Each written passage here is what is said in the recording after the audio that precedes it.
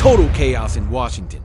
While 5 veterans might be living their final days as commanders, Peters is quietly working to bring in a defensive wrecking ball who has terrorized the Big 12. Coincidence? No way. The revolution is underway, and nobody is safe, except our superstar receiver who's about to sign the monster contract that will change the franchise history. $30 million could be just the beginning. The future of the Commanders is being decided right now, and you have a unique opportunity to find out before anyone else. Subscribe now, or you'll miss the most shocking move in recent Washington history. How much is loyalty worth in this new Commanders era? I tell you this, absolutely nothing. Adam Peters has established a clear standard. Either you perform or you're gone.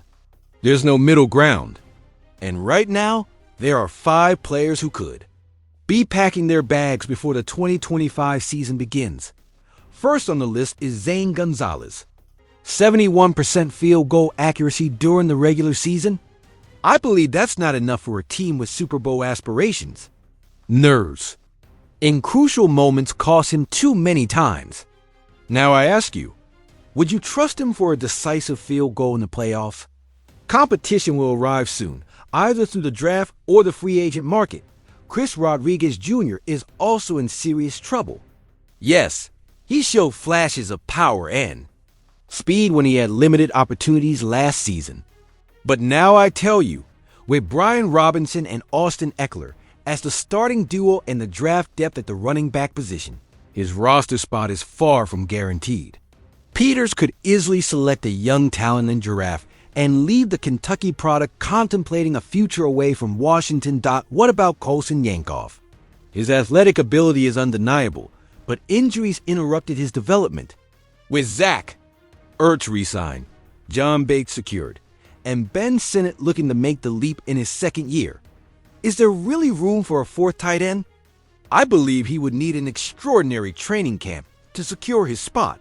Eddie Goldman, the defensive line veteran who came out of retirement to join the Commanders, is also walking on thin ice. At 31 years old, he needs to prove he can still be disruptive on the interior. With Darren Payne, Johnny Newton, and Javon Kinlaw forming an imposing trio, and the possibility of more talent coming through the draft, his experience might not be enough to keep him on the roster. Now I ask you, is it worth occupying a valuable roster spot with a veteran who may have already passed his prime? Finally, KJ Osborne, the receiver who arrived as an emergency solution last year when Noah Brown got injured. He received another chance with a new contract, but with Terry McLaurin, Deebo Samuel, Luke McCaffrey, and Brown ahead of him, every rep in practice will be pure gold. A talented receiver from the draft could easily leave him off the final team. Do you think any of these 5 players will manage to exceed expectations and secure their place? I tell you this, in this new Commanders era, nobody is safe if they don't perform at the highest level. Are the Commanders looking for another defensive demon to complement their already formidable unit? All signs point to Nick Martin, the linebacker from Oklahoma State, being on their radar for the 2025 draft. And let me tell you this, he could be exactly what we need in the second half of the draft. At 5 feet 11 inches and 221 pounds. Martin isn't the physical prototype many seek, but his explosiveness and downhill speed are exceptional. 140 tackles, 16 tackles for loss, and 6 sacks in 2023. That's no coincidence. That's elite production. His 2024 season was interrupted by a knee injury, but we shouldn't forget the impact he had. When he was healthy, the ruthless attitude he shows when tackling is something that would fit perfectly with Dan Quinn's defensive philosophy. Have you seen how he throws ball carriers to the ground? When he makes contact, there's a real possibility of forcing a fumble. This is the kind of mentality Quinn values. Now I ask you, is it worth using a 5th or 6th round pick on a linebacker with these characteristics? Analysts are projecting he'll be available in those rounds due to some deficiencies in his game. Because let's be honest, Martin has significant weaknesses. His processing is too slow. He often loses track of the play, and lacks the ideal body. Mass to face bigger blockers. His technique for shedding blocks needs refinement, and his missed tackle rate is concerning. But I believe that in the right system, with proper coaching, Martin could become a valuable contributor. At the very least, he'd be an immediate asset on special teams due to his speed and aggressiveness, and over time, he could develop into an effective situational linebacker.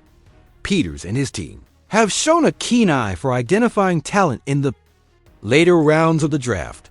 Will Nick Martin be their next discovery? With Buffalo and San Francisco also showing interest, the competition could be fierce for his services. The news we've all been waiting for has finally arrived. Terry McLaurin, our undisputed leader, is about to secure his long-term future with the Commanders. And let me tell you this, there's no one who deserves it more. Adam Peters just confirmed it on the Up and Adams show. We want to make Terry a Commander for a long time. Conversations with his representatives have already begun, and it seems both parties are eager to close the deal as soon as possible. $30 million per season? Looking at the current receiver market, that could be the magic number. And I believe every penny will be justified. After years of instability at the quarterback position, McLaurin finally got to shine with Jaden Daniels throwing him the ball. He broke the franchise record for touchdowns in a season, was selected to the Pro Bowl, and named to the second-team All-Pro Dot. But beyond the stats, McLaurin represents everything this new era of the Commanders wants to be.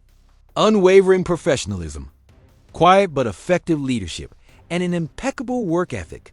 When others couldn't wait to leave Washington during the dark years, he remained loyal and committed to the cause. Now I ask you, isn't this karma at its finest? His patience is finally paying off. The team is winning, they have a franchise quarterback in Daniels, and now he's about to receive a contract that reflects his true worth. With McLaurin and Debo Samuel forming one of the best receiver duos in the league, Daniels has the weapons he needs to take this offense to the next level. McLaurin's extension wouldn't just secure his future, it would send a clear message to the locker room. Loyalty and performance will be rewarded. Fans are eager for the official announcement, and according to Peters, they won't have to wait much longer. When do you think the new contract will be made official? I bet it will be before the draft, giving the Commanders financial clarity before adding more young talent to the roster. If you're a true Commanders fan, I need you to tell me in the comments, which of these 5 players on the bubble do you think can still earn a spot on the final roster? Your opinion matters, and I want to create a real debate about the future of our team. I also want to know if you think Nick Martin would be a good addition in the later rounds of the draft. Does his speed and aggressive mentality make up for his processing weaknesses? These are the kinds of conversations that build a strong community. And lastly, how much do you think McLaurin should earn in his new contract? Does he deserve to be among the highest paid receivers in the league? Share your opinion. This is your space to express yourself. This channel is growing thanks to passionate fans like you. If you enjoyed this analysis, give it a like right now and subscribe so you don't miss any updates on the Commanders. We are more than followers. We are a family united by our passion for this team. And remember, hail to the Redskins!